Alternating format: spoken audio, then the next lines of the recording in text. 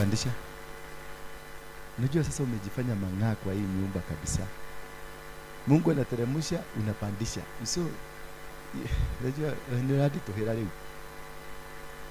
Rajira pole ciake ni radi tuhira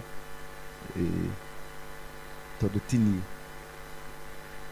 mutirake menyaga ate mundu atikanaga nayo ginya kana ukoria kiuria ndi ndirari guko si nilikuacha hapa, si ndio?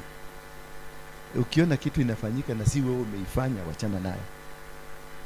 There's a reason for that. Usije kama unanielewa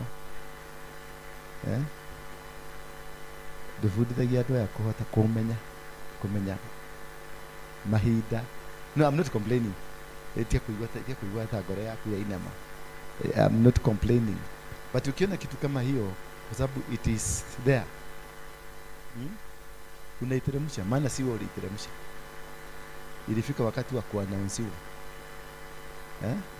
Ilifika wakati, muda umefika, bendera teremke ikuwe nusu. Ni hapa tulitangaza bendera itafanya nini? Itakuwa nusu. Sasa inakaa inajiteremsha, unaiambia hapana. Niliwaambia last week, lakini naona mhamuko vizuri. Last week mani Sunday nilikuwa nawaeleza venye nilikuwa naona nakufa tena narudi. Nakufa tena narudi. Mhamuko nielewa. Tukiwa mlimani niliwaonyesha hivyo. Mzee alikufa last week. Hakukufa jana. Alikufa last, amekuwa kwa mashini, hata akitoka hapa alikuwa amekufa. Sasa lazima wangetengeneza Wajaruo. Wapagwe vizuri, wasichome manyumba. Na Yesu asifiwe sana. Nikiwa Uhuru Park mulisikia nikisemaje? Kuna breaking news inakuja. Sasa wewe andikaga tu, acha andikaga tu na naandika unasema ndio. Niweka kashapu kidogo. Nikikwambia kitu itafanyika, just go and write it. Don't go and pray about it. Just go and write it. Wait for that day. Itakuja. Naigwa mona fi. Mutigiore ni. Nurarema ni ukuhinywa hado. Kwa hivyo nataka leo tuangalie kitabu cha nani atatusaidia ku irakijeta hapa. Hau heshu meo. No akiona leo mitigo yako. Digo kuwaga.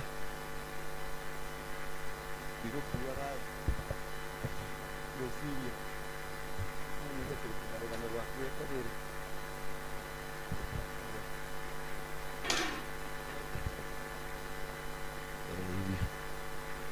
Ameenda.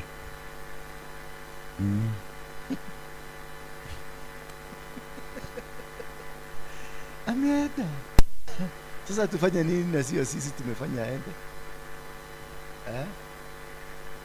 Mnaangalia tukio.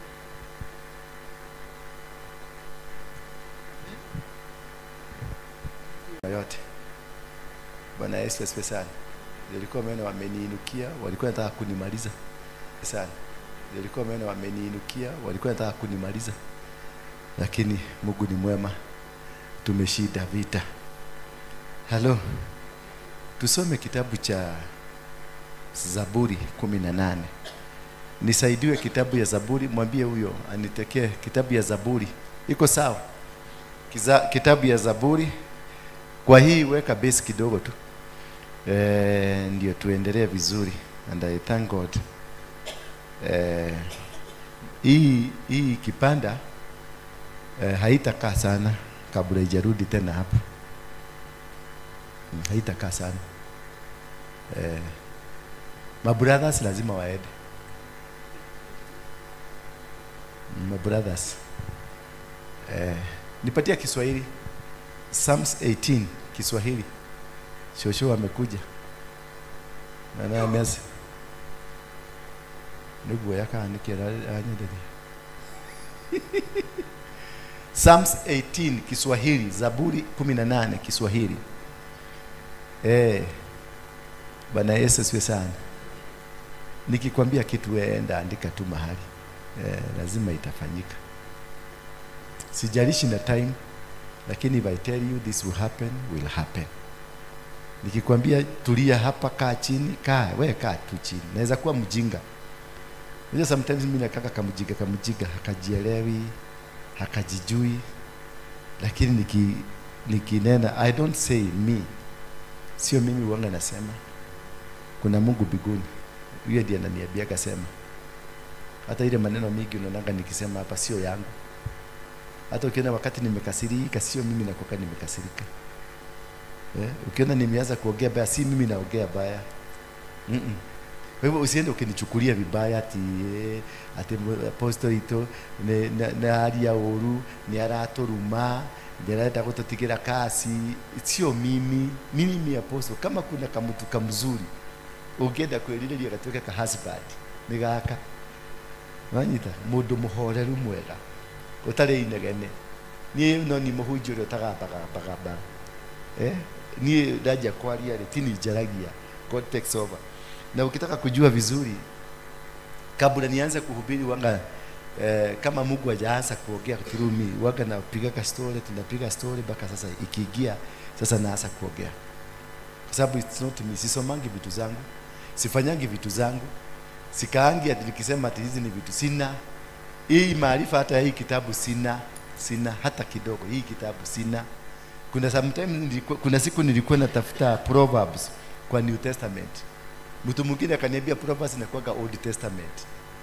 Kumbe sina, sijui hata kuhubiri venye mnataka ni wa pastor mzuri wa kuhubiri. Tena umefanya nini? Pastor mzuri. Main rudisha main hizi za hapa upandisha juu, main urudisha chini.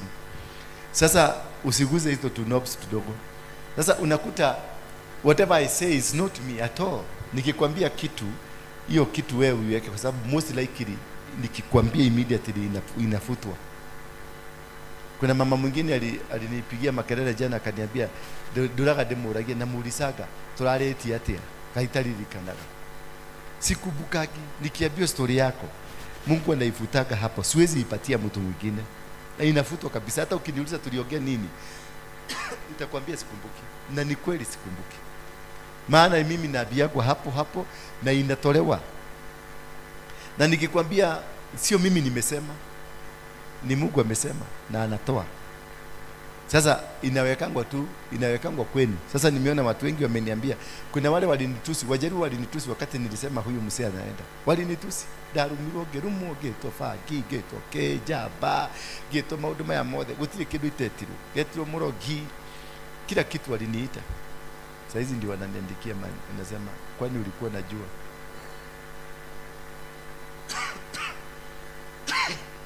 Bwana Yesu asifiwe sana. Sasa kitabu cha Zaburi 18 inasema nakupenda ye Mwenyezi Mungu, wewe mwenye nguvu zangu, niegwedete Ngai we hinya wako, nakupenda, I love you. Bwana Yesu asifiwe sana. Hili ni ombi nataka tulifanye, maana ule mwinuko wote ulikuwa umeinuka, wale wote uliona ule msemo Kuimodo akisema atani visit kwangu, atakuja atani visit kitu. Sio yeye, hiyo ni grupu moja na Raila, ni roho moja.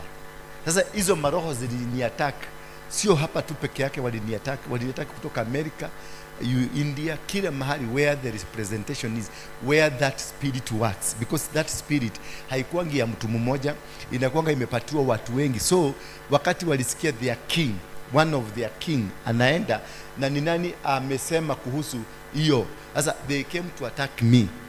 Raila angeenda kitambo, hangeenda sasa, angeenda wakati ulisikia bodyguard yake alikufa.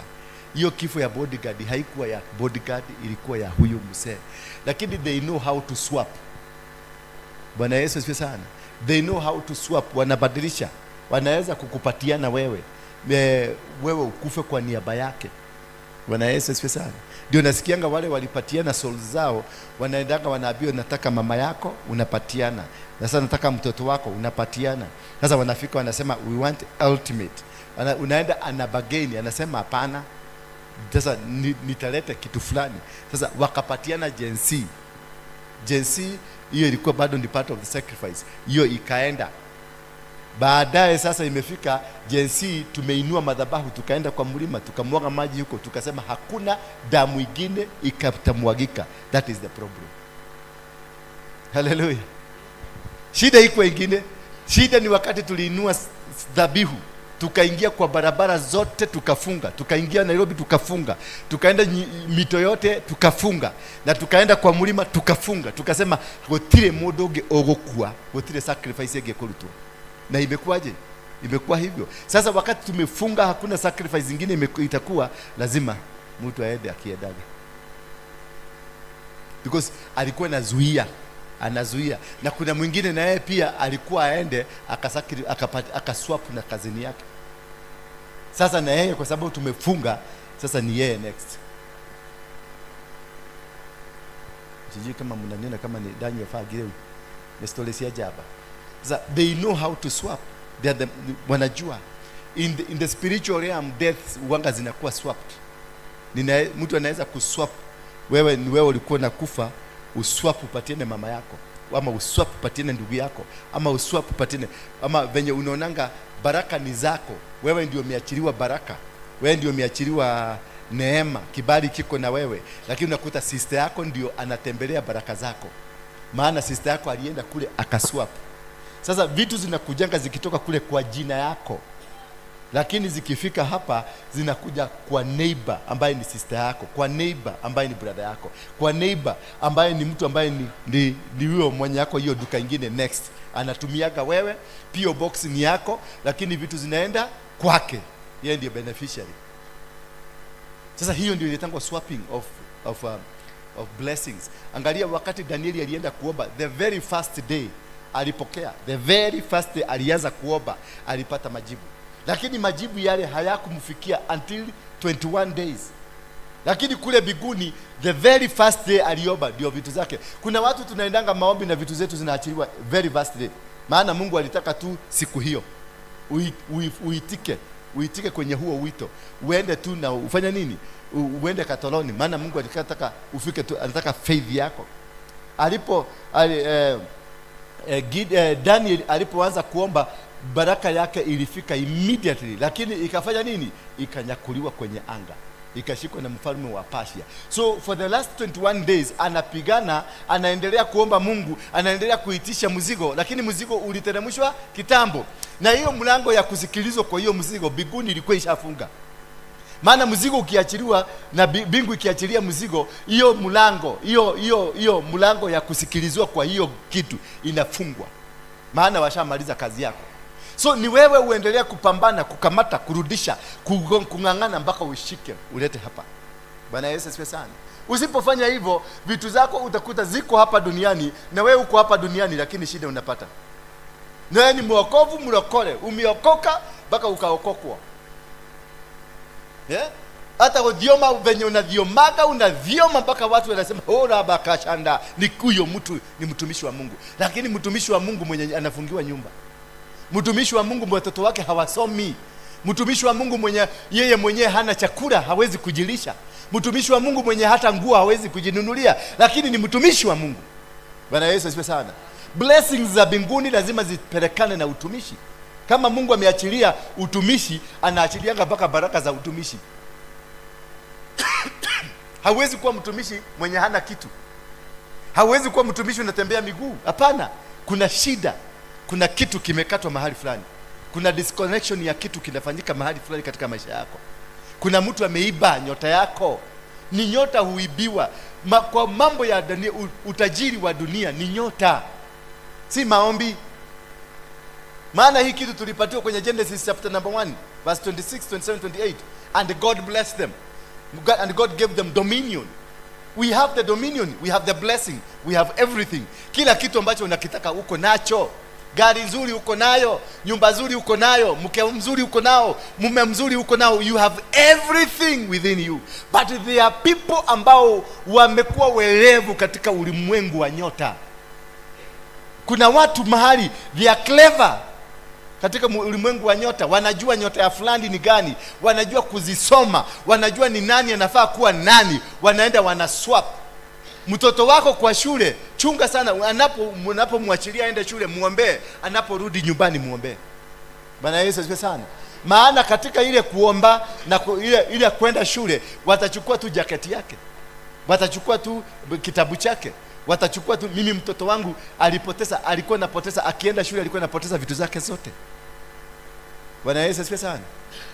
Hakuwa na kitabu, ana note, ako form 3 lakini hana notes hata moja kutoka form 1 mpaka form 3 hana.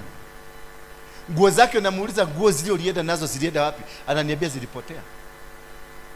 Baka ikabidi ni dig deeper, nikakumba kumbe kuna mtu wako kwenye shule walijua huyu ni mtoto wa nani, na wakajua huyu mtoto ako na nyota fulani. Sasa kazi yake ni kuchukua vitu zake wanazipeleka kuzimu. Mtoto alikuwa amekataa shule, hataki shule, hataki kwenda shule. Baka nikamhamisha kule. Saa hii amekuja number 1. Ameniletea karatasi akaniambia dadi, na hana notes, saa hii ndio anaandika notes za form 1. Baka ilibidi nimtafutie printer, a copy, anaangalia, anachukua kitabu na anawekelea, ana photocopy notes za watu wengine badala aandike. Lakini alikuja number 1 bila notes. So that is what had been taken away. Hiyo ndio kitu walikuwa kazini pale. Unafanya kazi, unaweza kuwa umeajiriwa miaka 10, no promotion. Wengine mtu anakuja tu na anakuja na anapata promotion na anaenda. Na unashindwa huyu, na hii ni ngombe kabisa, ni mtu haelewi chochote. Hiyo promotion ni atia. Kumbe ni wewe ndio ulipatiwa promotion lakini kaingia kwake. Yeye ndiye anapada. Unakuta kuna watu wanakulianga kazi yako, kuna watu wanakulianga biashara yako, kuna wakati wanakulianga huduma yako, unakuta huduma imeibiwa. Huduma kama hii inaibiwa. Kuna siku nilikuwa na Facebook yangu ilikuwa na wafuasi 100,000. Kukakaa kidogo nikaona wamerudi 60. Kukakaa kidogo nikaona wamerudi 40. Kukakaa kidogo nikaona wamerudi 20. Kukakaa kidogo Facebook ikapotea. Sasa ndio niliambia kuna watu wanaiba wafuasi wanaweka kwao. Wanaiba wafuasi wanaweka kwao. So hivyo ndivyo wanaibaga vitu zako. Hivyo ndivyo wanaibanga biashara zako. Hivyo ndivyo waliiba watoto wako. Hivyo ndivyo waliiba kazi yako. Hivyo ndivyo walichukua. And these are the people wako na waganga wa hali ya juu. Bwana Yesu asifiwe sana. Ndio hapo kamzee kanaitwa Mkuimondo kalijaribu kuiba nyota yangu. Kaliniita mahali panaitwa Mahiga matatu ni Mahiga Madhigira. Pale Chaka, au kienda hapo Chaka kuna mahali wanakulaga busi. Kaliniita nikaenda mpaka huko. Kakasema nichijue busi. Nikasema hapana, msinichijie yenu. Nikasema nitatoa yangu. Maana hii yao sijui, na ilisemekana lazima ilale huko. Ikilala ndio ichijwe kesho. Mimi nikasema hapana. Nitafutieni busi gine ninunue. Nikatafutiwa busi, wakasema hapana, lazima nyogi nyeruto dhahu. Nikasema mimi mwenyewe ni mimi najua kutoa dhahu. Wakasema ndio sasa, lakini mzee mmoja akasema to avoid the argument tufanya nini? Tuchije hiyo. Na nikaambia hii si madhabahu. Tutiraruta igogo na tutiraruta ile toero ndera tulie nyama. Maana nilijua hii damu itamwagika, itakuja kunikula siku moja. Nikaambia bana hii kwa sababu lazima upatie reason. Hiyo busi inachijwa, uipatie reason. Uipatie jina yake yako wake. Wakikuyu wanayojua kuuliza hiyo maswali. Yako wake imekufa kwa nini? Mimi nikasema nigetohero. Watu walikula getohero. Waka akafikiria amenikamata. Sasa bitterness yake imetokea wapi? Imetokea hapo kwa sababu alikuwa ni meze. Aniweke kwa hiyo kakokoda kake ndio tusiende kwa mlima. Wakati amenienda kwa mlima, alienda mpaka hapo kwa hiyo ambapo tulikuwa mara ya kwanza alienda mpaka kwa hiyo mlima. Akaweka kwa Facebook yake. Na akaenda akasema hapo hiyo story nimepatiana ni ya uongo. Because alikuwa amekuja kucancel. Maana alishindwa niliendaje. Na kule walifuga. Bwana Yesu asifiwe sana. Hivyo ndivyo wachawi wanafanya, na wanakujanga kukuangalia kama umekufa. Hata wanakupigia simu. Uliokuwa kuhiana atia. Ciana nejaga. Ona we mugima pio. Nduri handu haragutura. Anataka kujua kama hiyo kitu ilifanya. Hapo mwambie ndiye bado wako hadu na upodi meumia mkao. Hata sitoki kwa kitanda. Lakini akisikia uko na afya na unatembea na uko sawa sawa, wanaenda kuongezea ingine. Ndio naonanga kuna watu wazazi wao ni wachawi, ni waganga. mother in law, father in law, hawa watu wa familia wanakuanga wachawi. Unakuanga wakikulus kwenye network yao, wakikupoteza kwenye network, maana wamekukamatia kwenye network ya kiroho. Wakikupoteza anakupigiaga simu. Unakuta mama ama mtu mwenye hakupigiagi simu amekupigia simu, na ukimsikilia kwa hiyo simu hakuna kitu ya maana amekuambia. Nawe komisie dogeto kireire muno. Hapana, tigokira. Anataka kukurudisha, maana ulikuwa umechomoka kwa network. Anataka kurudishe ndio waendelee kufanya kitu ndio monitoring spirit. That is how they monitor. That is how they know you ni nini. That is how wanajua ulipika nini jana. That's why wanajua ulitadikwa na msee jana. That is how wanajua mtoto wako haendagi shule, school fees ilikosekana. That is how wanajua duka ilifugwa. That is how they know ministry ilifugwa. Bwana Yesu asifiwe sana. Sasa wewe unangangana tu katika dunia hii, ati ukingangana maneno, nothing is working as long as they are able to locate you. As long as they are able to wanakushika, wanakupigia simu, wanajua mahali huko, ni nini unafanya, ni nini unaendelea, wamekukamata. Always ukichukua simu yako sema, Mungu, kama hii simu iko na ushetani, ninakata network. Bwana Yesu asifiwe sana. Mtu anaweza connect tu na kuletea tu go to wake, atatendea huko lehera go, yenda huko hegwe shinishirani hile ke hadi akonegera lege hajawahi, anataka uvahage ndio na kuconnect. Ukivaa mnashikana. Kuna mtu atakuja tu hapa anataka kukanyaga tu hapa, ndio naonanga hapa mimi nimeweka ulinzi, hata kama ani ananiagushaka wakati mwingine nimeweka nini ulinzi, lakini siku hizi amekuwa mkali. Nataka ile spirit ya joy ikuingie. Bwana Yesu asifiwe sana. Tulinde, linda madhabahu yako. Linda wale watu mnaomba na wao wachunguze. Wale watu mnakula na wao wachunguze. Wale watu mnakunywa na wao wachunguze. Wale watu mnatembea na wao wachunguze. Kuna mtu tu atakuita ati ni spiritual father, anakuita kwa ofisi yake mpige tu sole, kumbe ni kukunyonya na kunyonya. Ukienda huko jitakaze. Ndio namkaga saa 9. Saa 9 si maombi ya kupigana na wachawi, ni maombi ya kucommand your day. Bwana Yesu asifiwe sana. Saa 9 is not for praying ati kupigana na ngangana na ngaribu na ngushanga yao. Anga waliitengeneza saa 6 usiku. Saa 6 ndio vita. Saa 5:30 mpaka saa 6:30 ndio unapigana vita. Ndio unavunja anga zao, ndio unaharibu mipango yao, ndio unaharibu njia zao. Saa 9 wakirudi nyumbani, wanakuta kwamba wakirudi nyumbani kwa sababu wameshamaliza kazi. Bwana Yesu asifiwe sana. Saa 9 wamemaliza kazi, sasa ni kurudi nyumbani wakarare, wanaendaga wakifurahia, maana usiku kucha kutoka saa 6 wamefanya job imekamilika. Na wewe saa 6 ndio uliwagonga. Saa 9 na wewe amuka, command your day. Ambia Mungu, leo ni Mungu, usikubali nikutane na mtu hautaki. Usikubali kwenye duka yangu mtu akuje ambaye ni mchawi. Usikubali nisalimiwe na waganga. Usikubali nisalimiwe na wachawi. Usikubali nipigiwe simu na hawa watu. Bwana Yesu, you command the day and your morning. That is then you authorize, you tell morning, nisikilize, mahali nitakanyaga hivi, mahali nitaenda.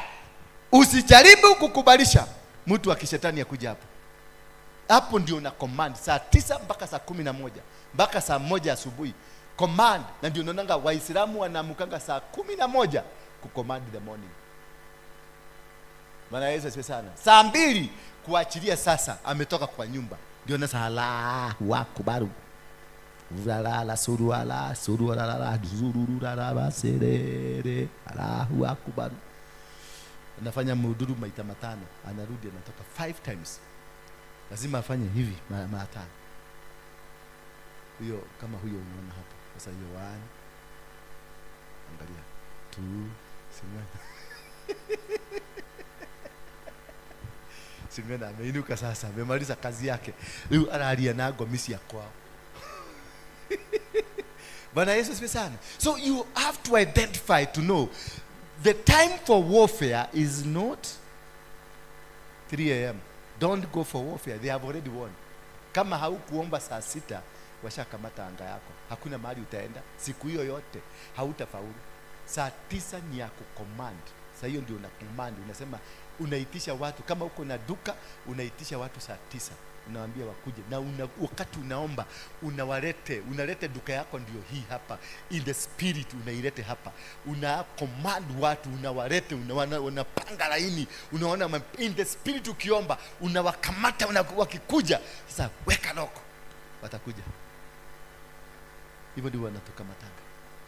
Teteno ikare haha bako ni kimuthuri uracaria, kimuthuri ukihoya ugakire hako ni tagiki ugu, ugakire baka kinakuja, unakikamata, unaona kimeingia box, kikiingia box unakisil. Sasa hiyo tukitoa sadaka kitajirete ate ni mtamaka gomisete ni utoireko ni ndirageria guikara Mombasa ndirare mo, kumbe ni kukikamata, ulikikamata sasa kinajirete, kimeingia kwa box, kiko ndani ya system na mtiagerio kenyita. Yeah, that is how we kamata. That's how we kamata thing. Kama ni kanisa na hii nilijenga in the spiritual realm kwanza. Bwana Yesu, si mnasikia nikiambia kina Karo hapa, niliwapeleka kwa mkahawa ingine inaitwa Cafe Bistro. Imejengwa hivi. Ndivyo unaona ndivyo Cafe Bistro ilijengwa. Nilikuwa nawapeleka huko, tunaenda tunakula. Si chakula nilikuwa naye na haja, nilikuwa nakamata kitu kama hiyo. Mungu nikaijenga. Nilipoijenga sasa release in the physical. Nilijikuta hapa. Hii nyumba nilijikuta hapa. Hii nyumba imekaa hata hii kutoka 1930 haikuwa na mtu. Walikuwa wameweka files hapa, files za kahawa kuma 1930. Lakini when I commanded similar kitu kama hile iko pale, Mungu Google search, akasearch ikapatikana hapa. Watu hawa, huyu caretaker tulikuwa tunamwambia, alikuwa ametupatia kutoka hapo, ile kalikuwa kafuri ni kutoka hapo hivyo, alikuwa anipatia hako. Nikamwambia na huko ni nini iko? Akaniambia kuna file. Nikamwambia tuingie. Tukaingia, nikaikanyagisha miguu tu. Aliniambia hata hiyo ukitaka tunaweza kupatia wewe.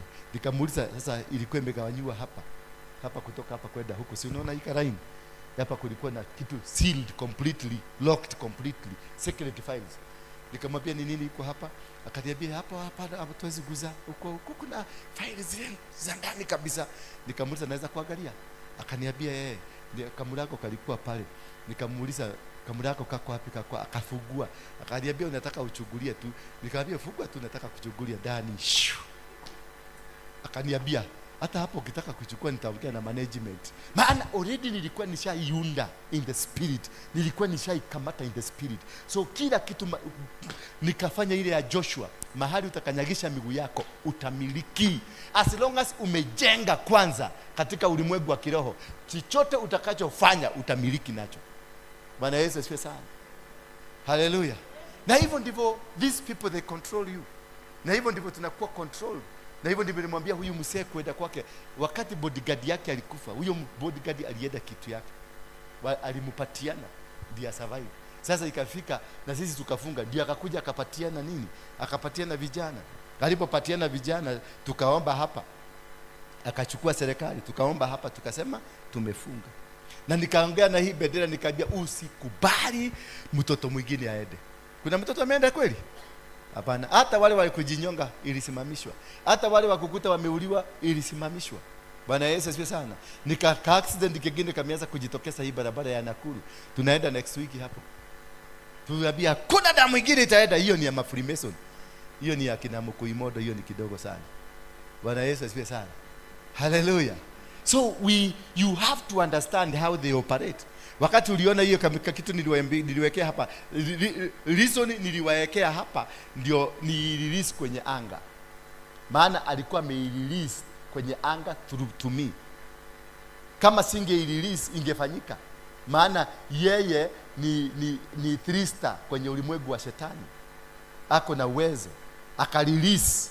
Maana anachinja mabuzi, anamwaga damu, anachinja makuku, anamwaga damu, amejenga mpaka kanyumba kakumwagia damu. Kwa hivyo this guy is a high priest. Mnanielewa? Hivyo ndivyo madhabahu hushindwa, upigano nayo. Madhabahu unaangalia ule mtu ni wa madhabahu gani, ni nini, amejenga tunyumba tutatu tunaitwa madhigira. Kwenye hizo tunyumba tutatu ndio wanachinjianga ngomi. Hapo ndio buzi zinachinjiago. Who is the owner of the altar? Ni nani mwenye altar hiyo? Hapana, ni yeye. lakini si yeye uchinja, amepatia wazee wanafanya hiyo kazi. So who is lifted up? Ni yeye. Yeye ndiye anaendelea kuinuliwa. Venye mbuzi zikikufa 10 leo, akaunti yake ya Bonga Point inaongezewa. Mbuzi zikikufa kesho 20, akaunti yake ya Bonga Point inaongezewa. Mbuzi zikikufa ingine, akaunti yake ya Bonga Point. Sasa yeye unaendelea kuona anaendelea kupata nguvu, lakini wale wazee wanachija, utakuta ni tumuzee tu, tumekaa chakarabakara, tumaskini tu. Yeye anaendesha gari. Maana madhabahu anafanya nini? Alafu hapo ameenda kwa kichaka, pale kwa kichaka ya Mount Kenya, kuna mgumba fulani, ameenda amejenga kashiraini hapo. Hawa wazee anawaambia nendeni mkachijie wapi? Hapo. Anaendelea kuinua madhabahu yake. Hapo juu kidogo amejenga mahali, amesema hii nayo ni kigogona ya Wakristo. Unaona sasa, unaweza kuwa na kigogona ya Mkristo, ya Muhindi, ya Mkikuyu, ya Mluya, and you still stand strong. Sio si ati kuna kigogona itamaliza ingine. Hapana, you know how to operate it. Hivyo ndivyo Ruto alitukamata. Ruto aliweka kigogona na kina Wairimo State House ya Karen. Akatoka hapo akaenda kwa Kongo Muigai, akaita wazee wa Kikuyu wakainua madhabahu. Akaenda kwao kule wazee wa Ndalani, wale wa huko kwao, akainua madhabahu. Akaita Waislamu, akavaa Kiislamu, akainua madhabahu. Akaenda Independent Church, akakaa mu-independent, akajenga ile kanisa ya Sagana hapa Keno, ile walipiga tia gasidani, akajenga kanisa ya Independent, akainua madhabahu. Akajua amekamata Independent, ndio kanisa ile inatawala Kenya. Ndio iliachua madhabahu ya Kenya. Madhagama ya Kenya makao wamenakanida wa Independent. Alijua hivyo, akaenda akashika hiyo kanisa. Akaenda kwa Waislamu akavaa. Akaenda kwa Wagiriama na Wadigo na wale wengine, wale wanaitangwa nini? Kaya bombo. Akaenda akavaa nguo za kaya, akakaa kama hao. Akarudi akaenda mpaka kwa Wasomali, wakaenda wakaimba ulimwona akiimba hivi, naye akakamata inji mzima ikalia Ruto. Alituuzia wheelbarrow moja. Ni kuwa na uelevu wa kukamata na kushika watu na madhabahu. Si Ukristo. Madhabahu si Ukristo. Madhabahu si Uislamu. Ni wewe kujua kushikamata watu ukipitia madhabahu. Bwana Yesu asifiwe sana. Na usipojielewa hivyo, watakukaranga, watakumaliza. Unatembeaga na mzee bwana yako, lakini ako na madhabahu amekukamata nayo. Kumbe hata zile manyumba zote amejenga ni zako. Zilikuwa zinapitia kwako. Kumbe ile magari anaendesha ni wewe. Bwana Yesu asifiwe sana. Kumbe huyo mzee unakuta mpaka anaokochukuaga period zako anazipeleka kwa mganga. Akilala na wewe, analala na wewe, kisha anajipagusa. Hiyo kitu anapelekea mganga na kukamata. Maana vitu hivi unaonanga vinapitia kwenye sehemu za siri, either through mwanamke ama kila mwanaume. They have a power. They have a controlling power over life. Menstrual inatangwa periods. Inatangwa menstrual?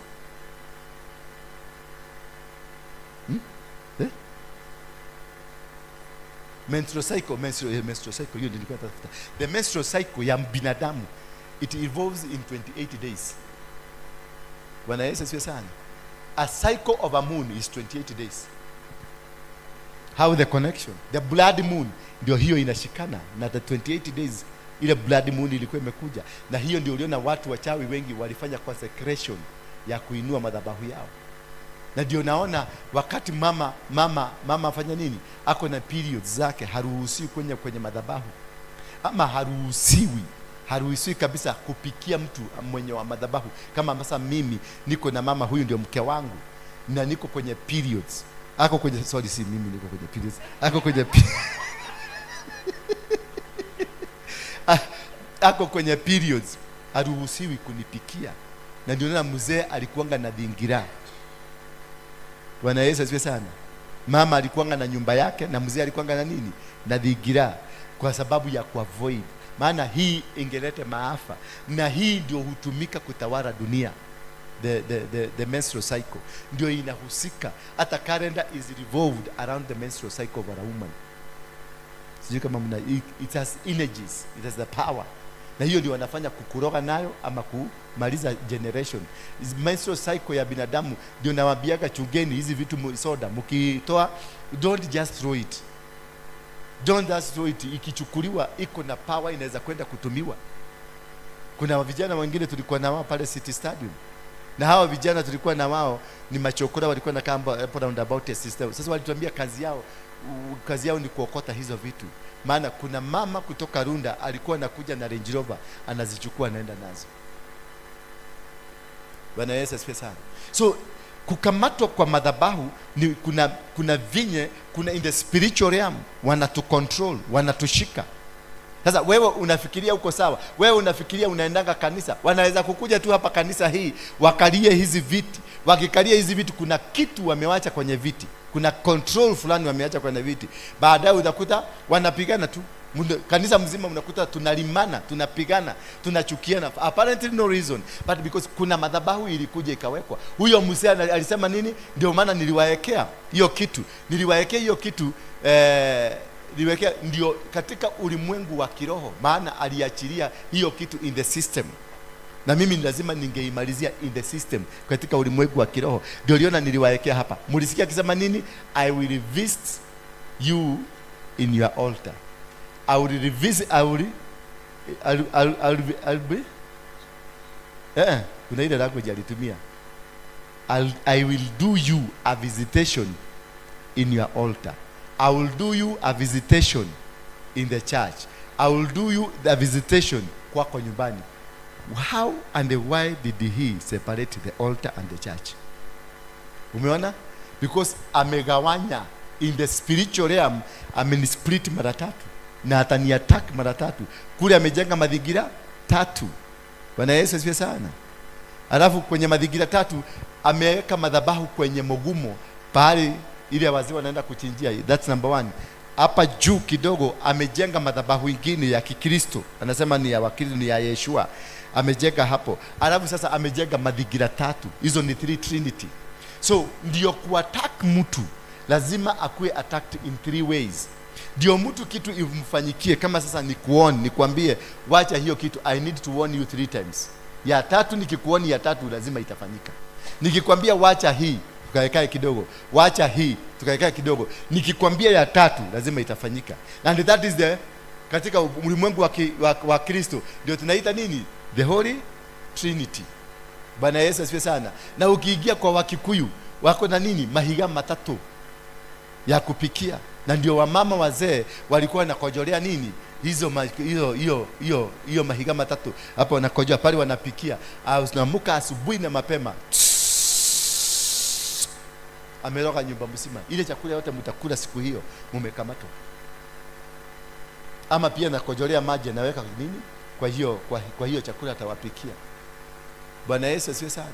So when you hear somebody anasema nitakutembelea kwenye madhabahu, ameguza the real heart you.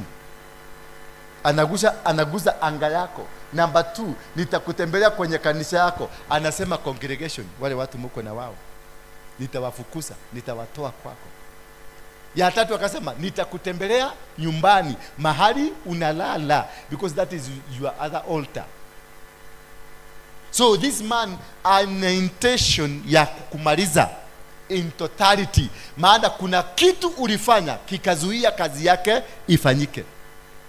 Are you getting me? So when they hear you, wakati tuliinua bendera hii, wakati tulikuwa City Stadium, tukainua bendera hii, tukaiambia kutoka leo tumekutuma kwa Raila, uende umwambie hatutaki maandamano Kenya tena. Kutoka siku hiyo maandamano ilifanyika, maana tuliinua bendera. Bendera ndio altar ya taifa, tukaizungumzia, tukaituma kwa nani? Kwa Raila. Maana it's only the flag that can speak to him. Maana this is the main altar of the country.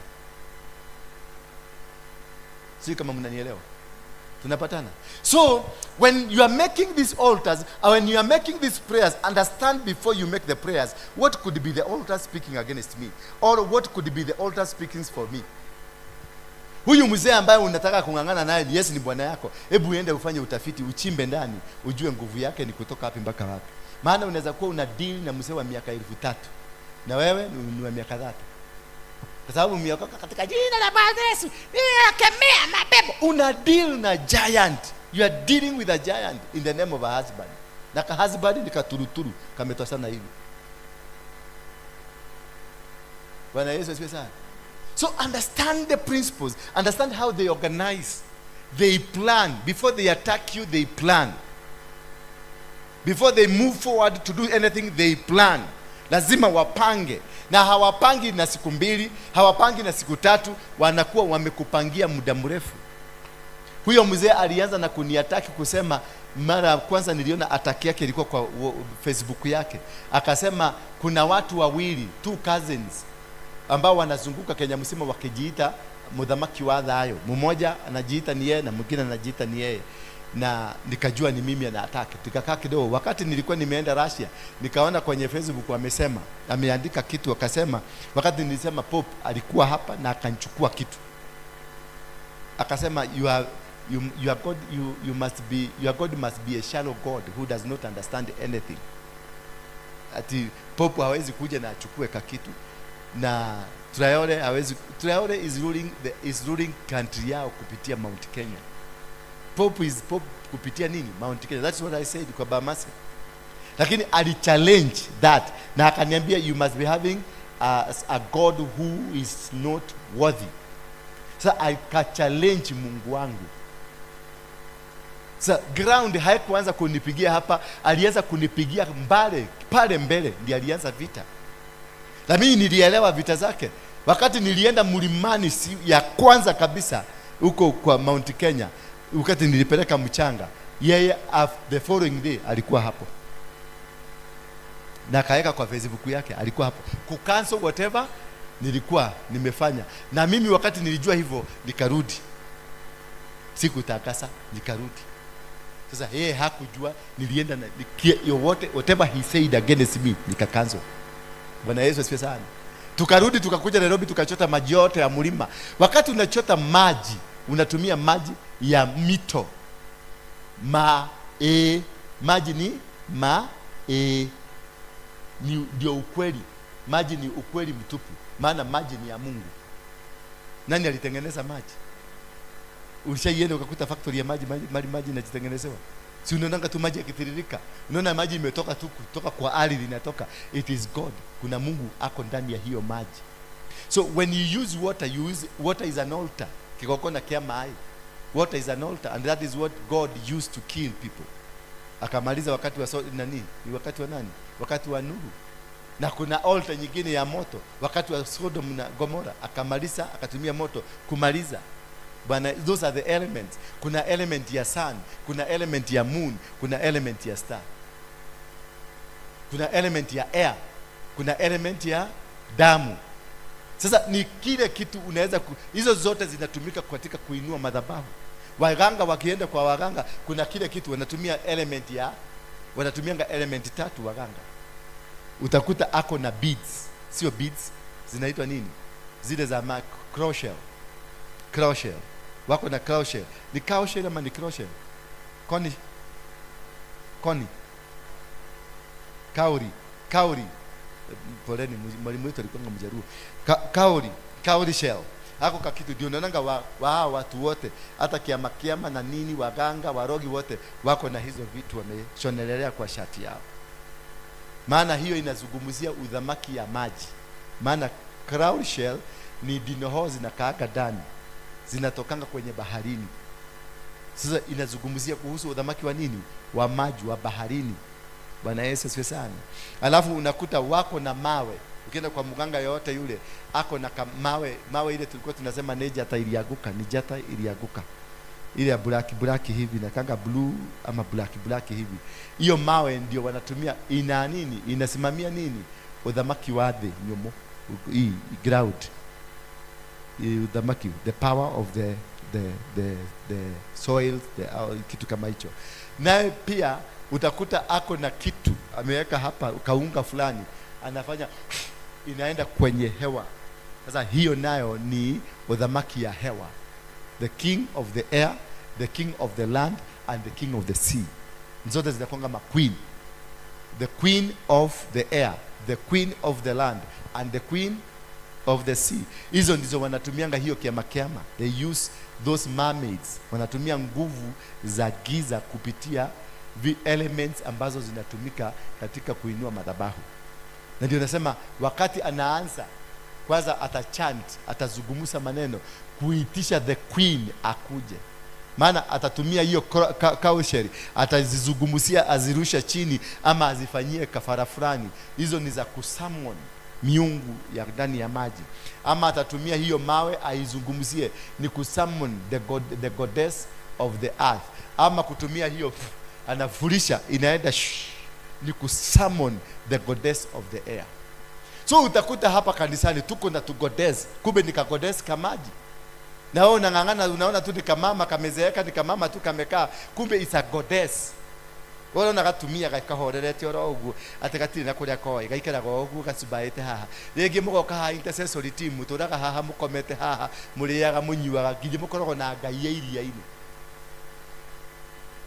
Bwana Yesu asifiwe sana. Rege muturaga haha mukona ngai yariera-ini muramuna muikarete haha none acomokire yego kuriera-ini rathiuruka huko anaendelea kuwashughulisha tu angalia ana pa ile inaitangwa out of body out of body experience. Kuna mtu anaweza kukaa nafikia shosho wako hapa na ako Guatemala na huko ako Brazil. Ni vile mshamani wa kiama. Leo unaona mwikalete ha. Unaona shosho amekaa tu hapa lakini alienda ako Germany. Kamati kuu ya wachawi, ya waganga. Bwana Yesu asifiwe sana. That's very very very important for you to understand what could be the challenge that is surrounding you. Who is this fighting you? Ask God for the revelation. Elijah aliomba Mungu afungue Gehazi macho ndio aone. Maana Elijah was seeing an army but Gehazi was not seeing an army. So what did he do? Aliomba Mungu afungue Gehazi macho ndio aone kile aoni. Kwa hivyo kuna jeshi lingine imejificha. Kuna jeshi iko kwenye anga ambayo hatuioni. Lakini utatumiwa. Huyo mtu anasema I will pay you a visitation. Ni mtu wa ulimwengu wa kule, na atakutembelea akiwa nyoka, atakutembelea akiwa umbu, atakutembelea akiwa inzi, atakutembelea akiwa umbwa. Nego gosherera. Ugo rakwera ni ma. Nigo yakwera I have that power to come to your house. Na nitakuja nikiwa mosquito. Na nitakuuma, nitakungata mpaka unasikia. Unachaiumwa na kama mosquito mpaka unasikia hiyo si mosquito. Venye kamekungata unasikia usho timotikuito. Na ukijaribu hata kuiua inakataa.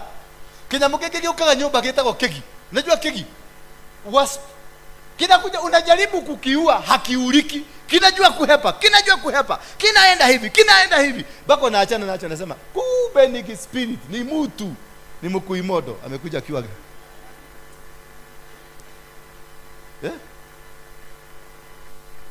Muthamaki wa Thayo anataka kurudi, lakini nasema atakupei visit kwako. What does that tell you? Ako na vitu zingine. Ungine ateneko gosherera. Nego gosherera. I am your pastor. I am your pastor here. Nikwambia nitakutembelea. Alafu usiku nione kwako. Nikifinya biashara yako. Tio ka biashara utajua mimi ni nani. Utajua yule Mungu naomba ni gani. Wacha hivyo natulingia na yako kagari. Ukimaliza siku mbili, kagari kanagogwa. Na lori from nowhere. Na kanaisha. Na lori unaona hakuna kitu kimegoga lori. There is a power behind that person. There is a force that person is using. And this one can only, I'm not really on that man alone. I'm giving an example because he gave us an example to give. When he gave us an example to give. That is why I'm giving the example. But this has been happening to us. Wale watu unaonanga wakiwa kwa soko. Unajua wale watu unakuwa kwa soko, wenda wazimu. Hakuna gutile donyo tareke. Gutile donyo tare mogoroki. Kila soko inakuwa na mwenda wasimu. Huyo mtu hakuwagi mwenda wasimu, ni mtu amewekwa, ametengenezwa, amewekwa mapepo zote za hiyo soko. Operation za hiyo soko zimewekwa ndani yake. Yeye ni carrier. Yeye ni store ya kuweka mapepo. Sasa huyo mtu anashidaka hapo na anakulaga hapo na anakuweka na kila kitu na anajua watu kwa majina. Anakutaja jina. Mele wapi? Te atu ni ule gora. Ni mapepo inakuzukumzia. Bwana Yesu asifiwe sana. Kingine kinakuja mahali unaweka chakula yako, mahali unauziaka kinakuja, mkifuka kazi kinakuja kinakojolea tu hapo. Ama unakuta hapo ndio kinalalaga. Maana hapo ndio center ya operation. Bwana Yesu asifiwe sana. Hapo ndio ngome yao ya kufanya vituko zao, kufanya kazi zao. Ukienda unakuta hao, unakutanga wagoroki hapa wangi. Hakuna mgoroki mwenye anakuaga hana spiritual power. They have the spiritual power. Walikuwa supposed kukua ago, ama walikuwa supposed kuwa manabii.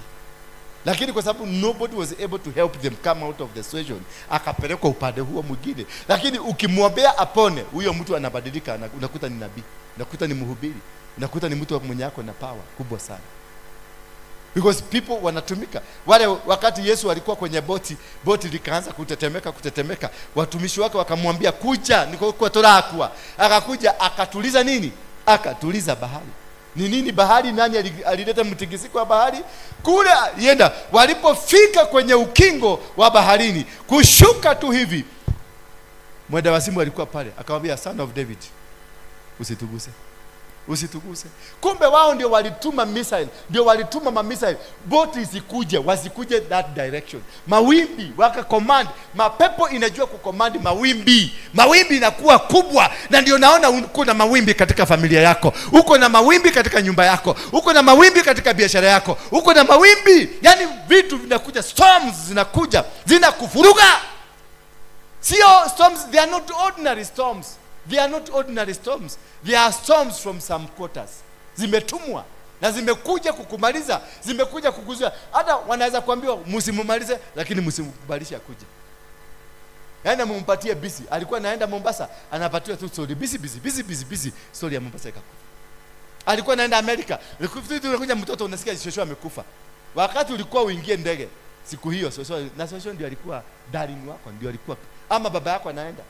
Unakuja kugundua alitaka tu, maana hiyo visa yako ya kwenda lazima ungeenda hiyo date.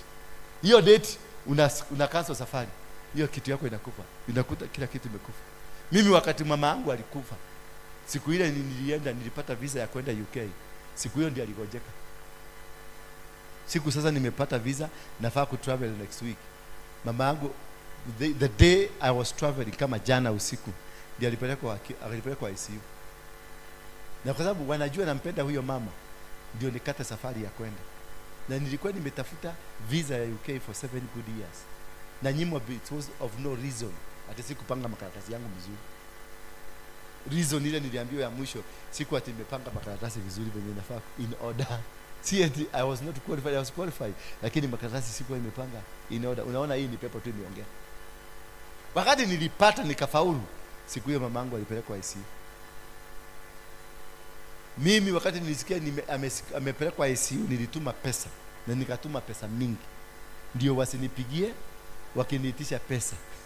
Nikawatumia 100,000. Nikawaambia ndio hiyo pesa, torai mami divita. That very night nikazima simu, nikaingia ndege. Nikaambia Mungu, huyo mama ni mkute akiwa hai. Maana nimejua hiyo ndio madhabahu ilikuwa inanizuia kutravel. So wakati niliingia kwa ndege, the following day nikanunua kalaini ka UK ndio nipige. Nikapigia mtu mwingine, nikamwambia nenda waangalie mama anakaaje. Nikaambia mama amepona, ako sawa. Ona ni mama ino kiamushi. Bwana Yesu asifiwe sana.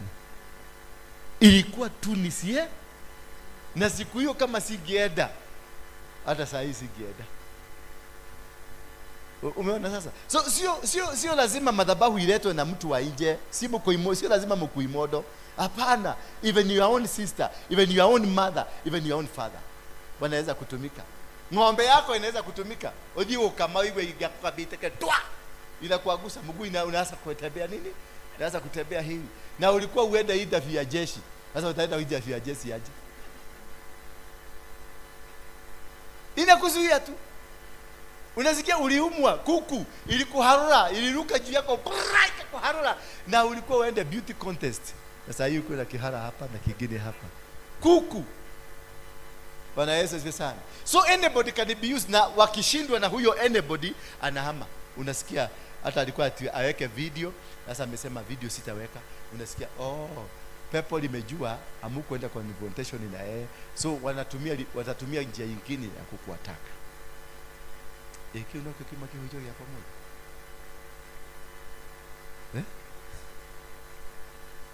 Hiyo ndio Samuel 18. Hapana. Hazina uhusiano. Anyway, that is what God wanted you to hear from today. Bwana Yesu asifiwe sana. May God bless you to be able to know, uweze kudiscern what is really the problem in your life. Unaweza kuwa tu wewe ni sumbua na tusumbuaga hapa bure, kumbe si wewe, ni the man or the woman inside you. Inaweza kuwa wewe unatushidaka yani maudho maria wekaga goko gitatoka komenate kumbe tuwe somebody else has been operating in you. Bwana Yesu asifiwe sana. Angalia wakati nimeenda juzi tu, nimeenda kwa Kalonzo tukaomba pamoja na yeye, na immediately mambo ya Kalonzo ikaanza nini, ikaanza kusimama. Baka nilipigia simu akaniuliza, kwani I've never met a pastor like you, things are just happening. Yeah? Na hatujaomba, hatujafanya maombi. Kwa sababu alikuwa anasema unahitaji ukuje tufanye maombi. Sasa yeye anaongojea nini nikafanye maombi? Baba katika jina mwanangang. Bwana Yesu asifiwe sana. And this is what happens. And this is how God will work with us. If only you can be able kujua. Uelewe tu nikikiria mutolele wako. Mtu mwingine hapa aliniambia kuna wakati mtoto wake alikuwa anaenda shule, kuna mtu alikuwa ameahidi atamlipia shule. Wakati alikuwa anaenda shule tena huyo mtu akakataa mara ya kwanza. The same thing repeated again. Nikamwambia hiyo ni madhabahu, huyo sio huyo.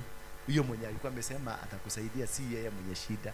Kuna madhabahu. Wewe ndio uko na madhabahu ya kuzuia mtoto wako, na huyo mtoto ako na anointing, ako na power fulani, na hiyo ndio unapigana nayo. Bwana Yesu asifiwe sana. And you have to be now, ukiona kuna kitu kama hiyo inafanyikia watoto wako, you don't go confrontational kwa watoto. Usiende tu kuwaombea, tunataka kuombea watoto wangu, kuwapeleka kwa hapana. Anza kustudy huyo mtoto. Ulimpata aje?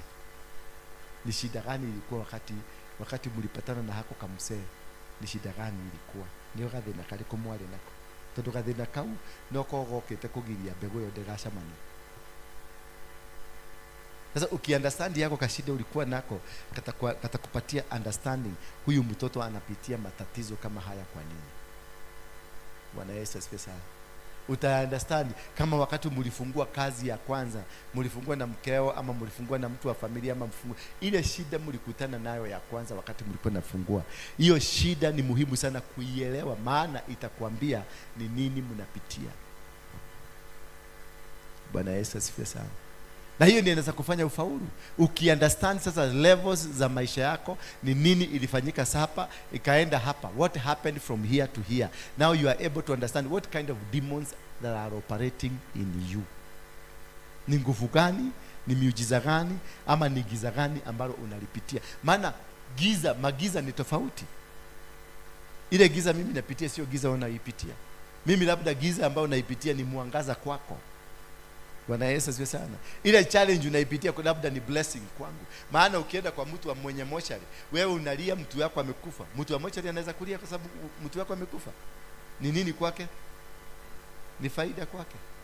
Maombi yake aliomba, he commanded his morning.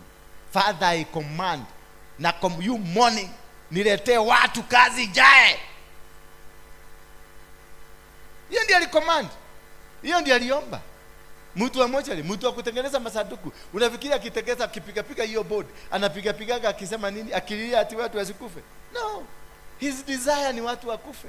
Na akikuona ukipita anajua this is a possible customer. Kwa hivyo msirudi kupita mahali wanatengenezea. Maana analilisi roho ya uitwe. Anaweza kukushikanisha na hiyo box yake anatengeneza. No, akonyite in the spiritual realm. Akiona wewe unakaa pesa na sanduku anataka kuiuza 100,000, atasema katika jina la Yesu Kristo nakamata anga yake, ninamkamata rimashete. Kifika nyumbani naanza kusikia ati roho inalehe shida. Roho ndio unaenda mtu amekufa na kwa mgonjwa ati ralio ile raji. Tale raji radi hali radi rahe ng'ombe mai au mahau arashoka ramba tamushi radi ndiramurugira gacai twikarite oro hau ri radi na hau ndi nikiradi rekora geshoka ri mundu athire. Sasa unajaribu kupatina ka story ka venye huyo mtu alienda, because hata wewe huelewi huyo mtu kumbe aliendea mahali alipita kwenye sanduku ya maiti. Hapo ndio alikamatiwa. Bwana Yesu asifiwe sana. Hizo zote ni madhabahu za kukamata watu. Hizo zote ni madhabahu za kucontrol. Hizo zote ni madhabahu, na kila kitu ambacho kinafanyika kwenye maisha yako ni madhabahu. Whatever that is happening, bwana yako anaweza gonjeka tu a delay akuharibie maisha yako. Arwale tu todo wewe na jata uko na neema kubwa sana, bwana yako tu agonjeke na akaga yani usimamishe kazi zako zote umuhe yako ile hapo. Na wakati hiyo kazi, opportunity window ya hiyo kazi itakapoisha, kamza kana kufa. Wakati hiyo window imeisha, wakati hiyo season ya wewe kubarikiwa ikiisha kabisa, wajue imeisha, kamsa unaona kamekufa, kametabaruki kogoro, kwa sababu kalikuwa ka agent kamepangwa katika maisha yako, kakuja kwenye maisha yako kakumaliza. Kuna wanawake wanakuja tu na kuingilia kwenye maisha yako na anakaa kwa maisha yako kukumaliza tu, akumaliza. Wakati utamalizika unasikia ukimama kimebaki kimeenda. Nasikia mtu ameanza kuleta shida tu, muachane. Kumbe alikuwa tu akuigise kwenye box ambao alitaka. Maana yeye ndio alikuwa in the position to fix you. Ulimpenda tu ulimpenda kimama kama hiki, kana ni kimama kizuri, kipendapendeza, oh my darling, oh my sweetie, oh my kage. Kumbe tu ni bomb.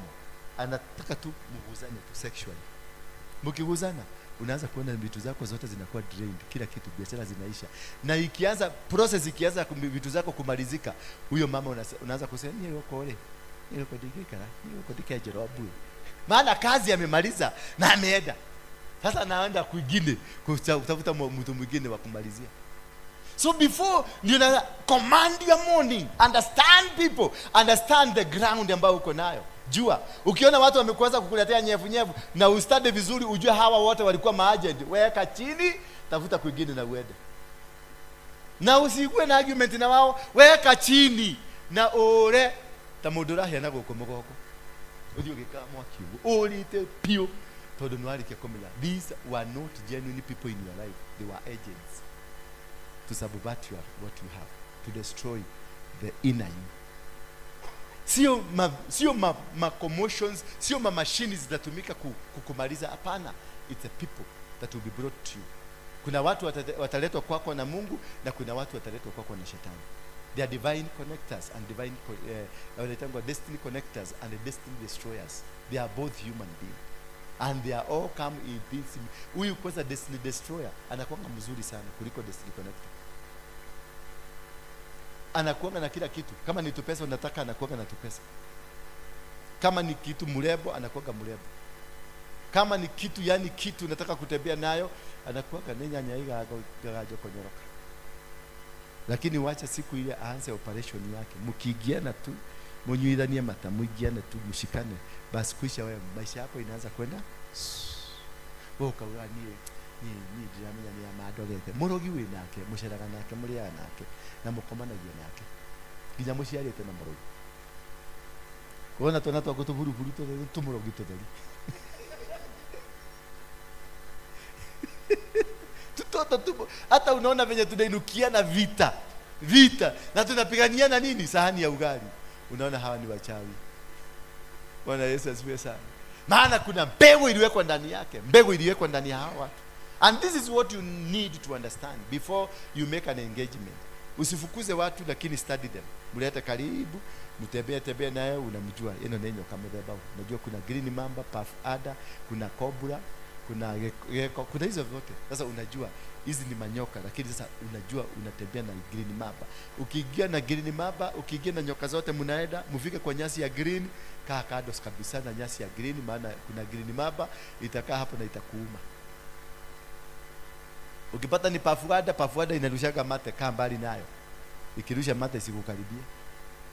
Kama ni cobra inaumaga kisigino, kaa mbali na kisigino na nyoka, kaa mbali. Sasa unatembea na hizi manyoka zote, ukijua hizi ni nyoka. Igene siora. Igene bia na igene dutu na duya na gogoni. Sasa unaelewa? Unajua mtu tunazalala kitanda moja na wewe, mimi nikuliwa na kuguli na wewe ukuliwi. Bako unaniuliza, tunazalala nyumba moja na wewe unakuliwa na ndo wage. Mimi wewe ukuliwa, unakuliwa, mimi sikuliwi. Sasa bako una shida. What is the logic? Ni nini hii? Maana huyu amekuliwa mpaka asubuhi unakuta amekula, amekaa kama chura. Uso wote umekuliwa. Na mimi sijauzwa. Kwa nini? Kwani mumbu wage ulikuwa linaniogopa kwa nini? Bwana Yesu asifiwe sana. Si wewe unaelewa hapa kuna kitu ambacho si cha kawaida. Na hicho kitu ndio kinatuzuia, hicho kitu ndio kinafanya tukae the way we are living. And this is the most important. Before you go seeking God, before you go seeking this Christ, before you go seeking anything, you need first, before uende kwa huyo mganga unaendanga, you need first to understand what is this that you are fighting. Ni bale ile kurarua. Unapigana vita gani? Maana maybe unapigananga na mtu neighbor. Kumbe si neighbor. Ni mwana wako ule washialile mwana wa ngoma. Halo? Ama ujui unaweza kuzaa mtoto wa shetani? Utazaa. Mwana ule washialile. Unaweza kuzaa mbegu ya shetani. Na yeye atakunyamalia mpaka uishe. Biginyo kora ya uyo nake umile. Mpaka unaenda na mchune uangalie kama ni damu yako. Kumbe ni katoto ulizaa ka shetani. The way Jesus was born in the spirit, we are also capable to give children in the spirit, in the spiritual world ya giza. Todo no mwasha mandile nake. Mulikuta daki mwanaume kikakurushia mbego ya hiyo. Wewe unafikiria ni kulala mnalala ni kuenjoy mnaenjoy, kumbe hakuna kuenjoy, anakuweka hiyo spirit ya huyo mtoto. Sasa ule mtoto ile mbegu itakuja, hata kama si huyo mtazaa na yeye, yule next mtazaa naye mzae, utatoa kitoto cha ulimwengu wa giza.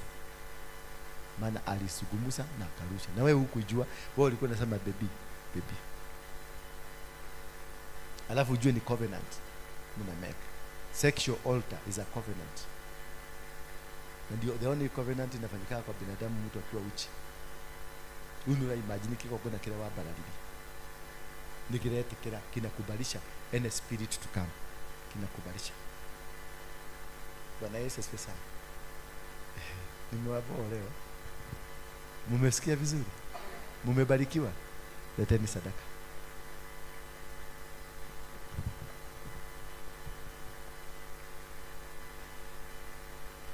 Leteni sadaka hapa mbele, mnikabidhi kwa mikono yangu. Leo nataka kuishika kwa mikono.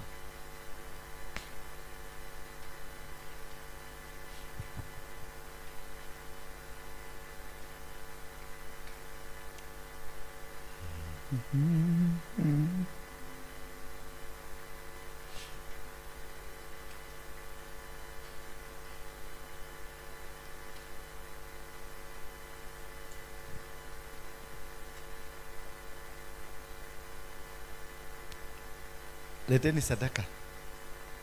Ingieni kwa vipochi. Usirudi kukuja kwa nyumba ya Mungu kama hauna kitu. Mkienda hospitali mnaendanga mmebeba mapesa. Mkienda kwa waganga mnaendanga mnaambiwa wangwana wamesema na mnatoa. Nogo uko mutie dagamu uko moka kama mwehori. Na wale mnakuaga pale mtu unapatia mtu bahasha, kama anataka kuja kuniona unampatia bahasha na anaweka kitu ndani ukiona. Kama hakuna kitu anaweka mkanyagie. Umekuja kwa hii nyumba tunalipa rent. Weshile ya deha dutaka kopesa cha kole ha rent. Woka moko madari. Divitali mudia moko madari. Hii muje kile media ini. Mdireti ya pesa kiahinya. Sitarudi kuona mtu kama hana kitu. Siwezi. Kule kwingine mnaendanga mnafanywa consultation, mnalipa. Mnaitishwa shilingi 5,000, mnalipa. Hapa kwa apostle mnakuja mkono tupu. Wengine nakuja na kafefte kamekujana mpaka kananuka nini? Jasho. Hii nyumba nalipanga 600,000 per month. Na iko na SS zinakuja 700,000. Total bill tunalipanga 1.5 million per month. Stima na kila maji na kila kitu. Alafu ujoke haoka kuikala tuikale huko. Asha kwenda kanisa ingine, kwenda kwa Manyuro hapa. Manyuro naitishaga 4,000 kumuona. Na si kumuona ni kama sasa mmekuja hapa auditorium ya uhubirie hivyo, nimehubiria 4,000. Kuona yeye one on one anaitishaga 20k. Ameset class mami doga kila kale. Nidile kama hivi. We have to pay rent. Hii pesa hakuna Mungu anapelekewa. Ni mimi nakula na rent. Tete kugate pesa nishiagai tisiagai ni kule ingia tutaithagia turihe rent ya nyumba eno, turihe thitima, turihe mundu urathambia nyumba eno, tumathaba huma matherio amana na guku kamera ni ndiha mushara. We pay them. tondu ndina kindu ndinakio nikio haha nwanyita nyumba ino ndakomborire tondu ndina kindu mundu ajike kuna kitu Mungu ameniweka ndani yangu. Sasa ukikuja hapa na kafefte kako na unaona nyumba hii, enda uulize kakitu kadogo kanalipa kwa 100,000 ka kioski. Hizi kioski ziko hapa 100,000. Angalia square meters hapa ni ngapi? Yeah, I'm happy when I'm releasing what I'm releasing. Hii mafundisho na mafundisha, hakuna pastor hata mmoja. Mwende mnitafutie pastor mmoja mwenye yako na uwezo wa kusema vitu kama hizo. Hakuna. Na si kulinga, bateta nikilinga mtadu. I know God has given me something that not many people have. We are very few in this world. Very few. Ndio naona walijaribu kuniua wakashindwa, because kuna kakitu for this generation. Alinisaidia akaniambia nenda utafuta nyumba, nitakutumia watu wa kusimama na wewe kwenye kulipa rent ya hiyo nyumba, kwenye kusema, kwa sababu niliuliza Mungu hiyo nyumba nitaweza. Akaniambia nitakutumia watu. Sasa nimejaribu kuangalia kama ni nyinyi, naona ni si kama ni nyinyi. Todo ajirene ko tomado mawekatia akoro kama na rent ya nyumba. Leo igihitio mothe jakathe jugia terere at rent, ati pesa ya rent kanisa inakuwa kwota. Hiyo sadi hakuna watu watakuja kwota. Unaona hiyo? Nikisema watu partners, nikisema mtu anataka kuwa partner hapa, wote watainua mikono. Wakiinua mikono na waandikisha, waambie sasa kujeni tuongee tupagane venye mtakuwa mkileta hiyo pesa ya partner. Hawakuji. I'm busy. Unasikia apology. Watu ni that apology 25. Madharau bim. Ili ya kukuja mitatu. Sasa na watatu ni mimi na wengine wawili. I'm not complaining. Si kelele na nilisema dikahura inaga na redi. Goku. Dikahura inaga na redi. Goku dikahura. But I will be telling you the truth. Dimule hatiri kera dimu muragaya. Hatiri. When I am going out of my way, naenda kule nje kutafuta rent ya hapa, kutafuta vitu zingine, hiyo baraka yote naibeba, naipeleka wapi? Naipeleka kule nje, napelekea watu wengine. Na wewe unaendelea hapa kusema atakumali adawa kidogo ndio ile kama anyebana hiki apostle kutoketa mno ya gai guthukia fiyo. Utaki kurugama na nyumba ya Ngai. Ngai ararugama nawe, anasimama na wewe, lakini hauitishwi milioni. Bwana Yesu asifiwe. Ikile unaitishwa ni kuelewa uko kwenye madhabahu ya Mungu. Your 100 is more than 1 million. Muelewe, then you have a man of God.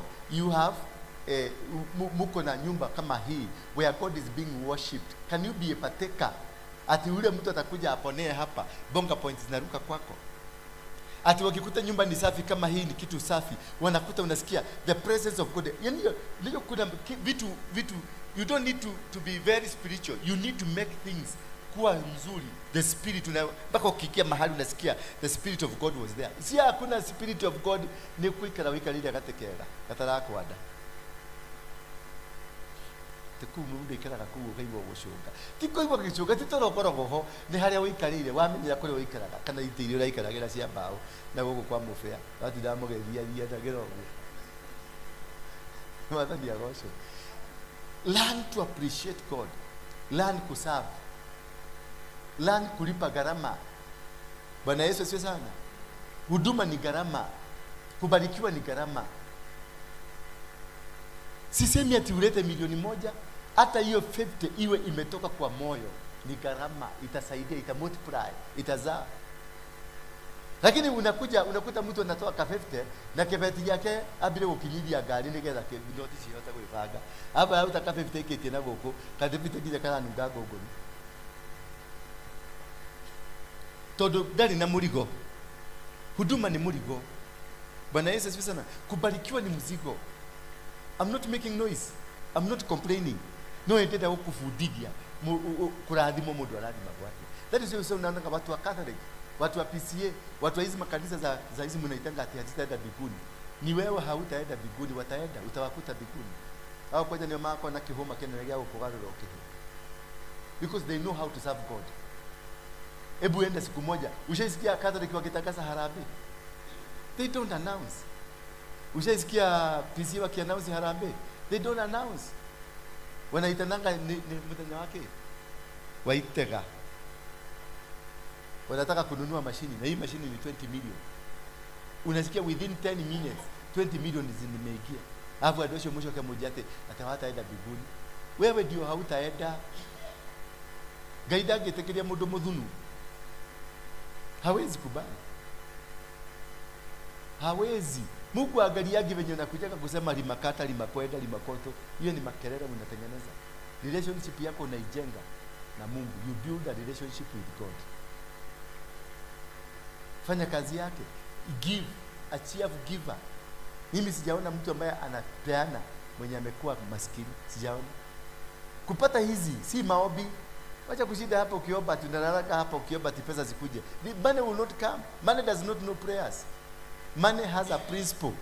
Money, there is a barabara, kuna barabara ya pesa ambayo inajulikana kule katika ulimwengu wa kiroho ya pesa. You give. The hand that giveth is blessed. Lazima upande ndio uvune. Huwezi kukaa ati baba ninapanda mahindi katika jina la Yesu Kristo. Ninapanda. Unapanda wapi mpaka hauna hata nyumba una ya kulala? Utaraha hada wako kulala hivi.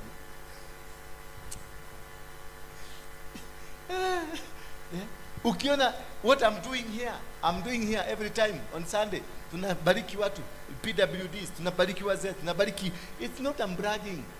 Na I'm not, kama wangekuwa ni watu wengine ingekuanga hiyo ndio breaking news. No. Natoa na ninaficha watu wasijue. Nimetoa. Maana I'm not pleasing. Sitoi nikufurahishe. Ninatoa ndio nifurahishe Mungu wangu. Hari hakidira arutaruri ta meta wa mahaki.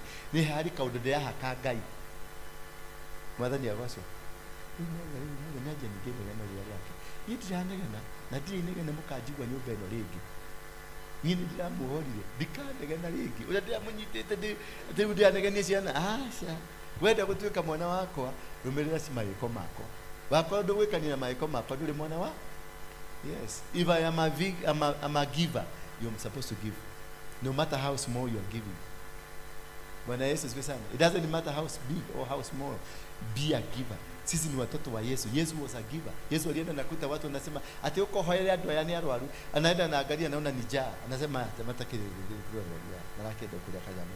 Wanapatiwa chakula unaanza kuona vimutu vimeanza kurukaruka. Bwana Yesu asifiwe sana. Jesus was a giver. Walikuja wakamwambia tuko na nini? Na mikate ngapi? Mikate 5. Na nini? Hebu soma hiyo statement yenye imeandikwa. We have only. Yeah? Ate tuna mikate 5 na dhamaki 2. Tuna mikate 5 na dhamaki 2. Yani anataka alikuwa anambia Yesu, we have 2 little for us. It is only for us. Na Yesu akaambia tena, akamega ile mikate akafunja. Watu wakakula maelfu na maelfu ya watu. Because Jesus was a big giver.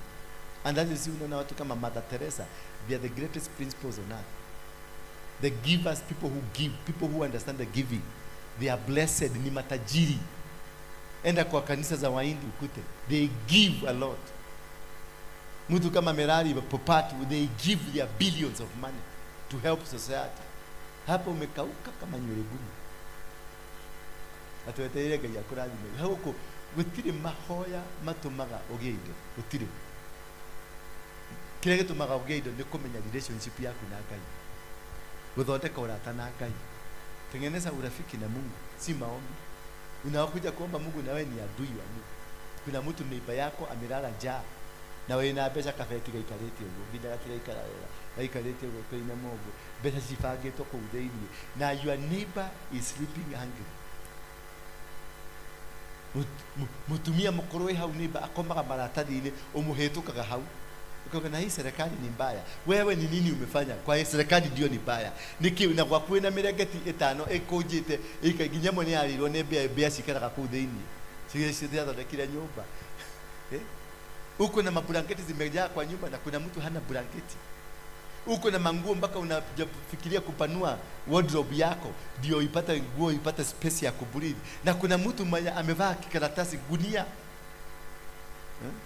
Chakula unamwaga mpaka yule mtu akukota takataka mpaka ana complain siku hizi amebebaka hii kitu yake ni mzito. Niko tairio.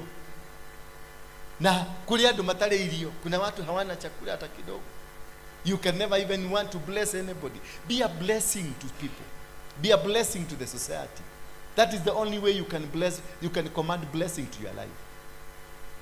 Be a blessing to others. Hiyo vitu umepatiwa, you are just but a custodian. Hizo vitu hiyo utajiri Mungu amekupatia. You are just but a custodian. Kushikilia ndio ziende mahali zinahitajika. Na umetengenezwa upeleke kule zinahitajika.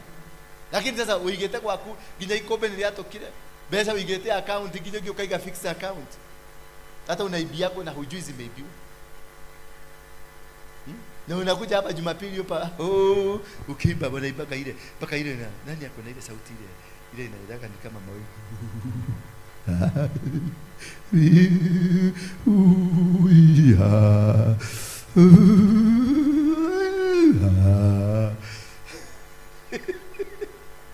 No odulete wanakafadhu yenywa gadha kame.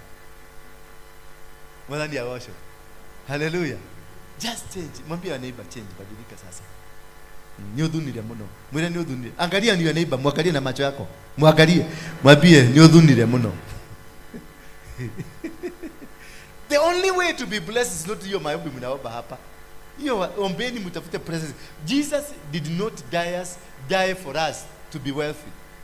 Jesus hakukufa ndio tupate magari. Jesus hakukufa ndio tupate majumba mazuri. Jesus died for our sins. Period. Hiyo hapo ndio mpaka yake ilifika mwisho. He died because of our sins. Lakini mambo hii kutafuta mali, kutafuta manyumba, kutafuta hizo ni wewe na Mungu, mshirikiane na Mungu. Be a blessing. Psalms 41 inasema namna gani? Blessed. Hebu tupatie Psalms 41 nimalize na hapo hata kama nimeshindwa kuhubiri ile kitu bila kuhubiri. The pastor wani niko na usokio dukuri. Ngetha hujagera na mtaratara. Psalms 41. Huyu pastor wenu, heri mtu anayewajali maskini, Mwenyezi Mungu atamuokoa wakati wa shida. You see the relationship? Kuokolewa wakati wa shida, wakati una matatizo, ni wakati ni bonga point zile ulifanya. Kitu ulifanya ukajali maskini. Bwana Yesu asifiwe sana. Umejiwekeza niko igidia waigidia. Ni Ngai wako bidhia. Wakati unapatiana ni umekopesha Mungu. Bwana Yesu asifiwe sana. For number verse 2.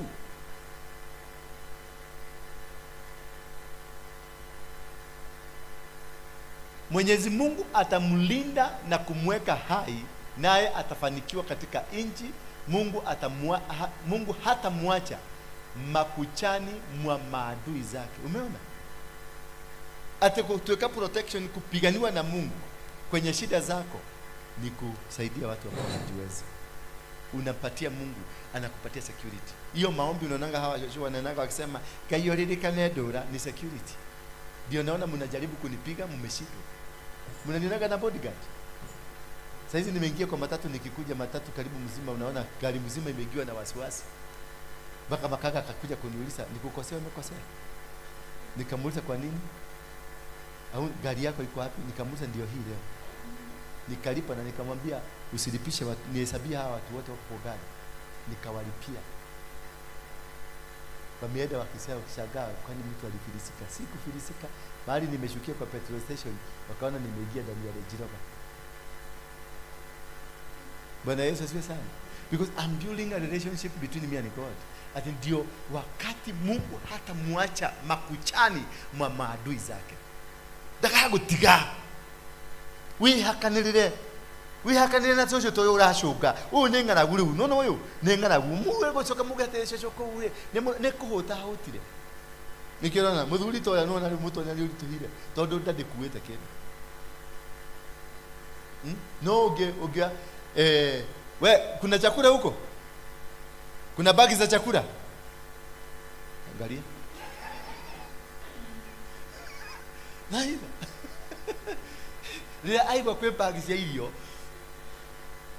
Roho ikuruka immediately. Verse 3. And this is how to understand. Adoya mato dakageria kirathimo wanachilianga baraka because of small things. Hiyo kitu kadogo nafanya, kanafanya wakubariki.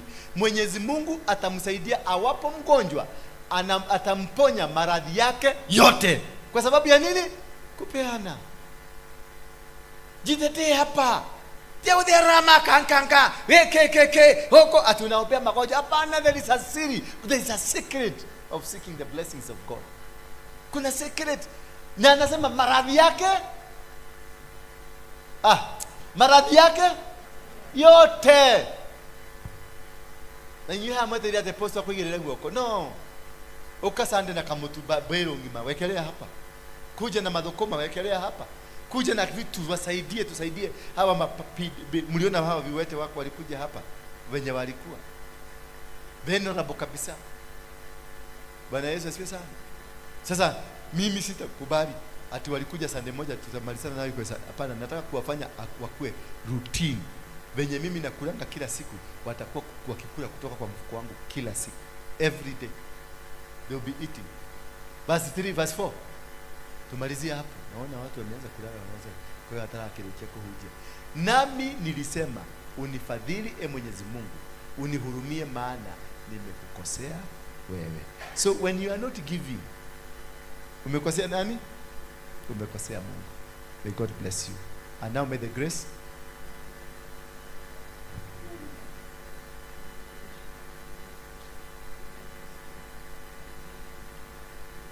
Thank you. God bless you. Na mwende nyumbani. Go in peace. Nasikia Wajaluo wanapiga.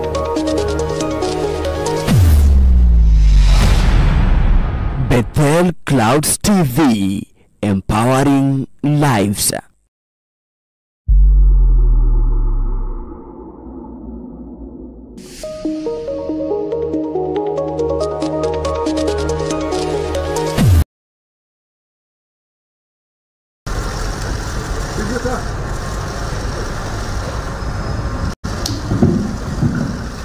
It was a handshake that took Kenya by surprise. Straight out of the blue sky and seemingly away from the company of their respective close aides, President Uhuru Kenyatta and ODM leader Raila Odinga shook hands on the steps of Harambee House, the block housing the office of the president in downtown Nairobi. The handshake came against the backdrop of a mounting national crisis occasioned by the bitterly disputed 2017 presidential elections that included a rerun boycotted by Raila Odinga in October 2017. The handshake was a turning point for the heated political climate. It was a moment of statesmanship for both President Kenyatta and Raila Odinga, who had at the time styled himself as the people's president, complete with a contentious mock swearing-in ceremony at Uhuru Park.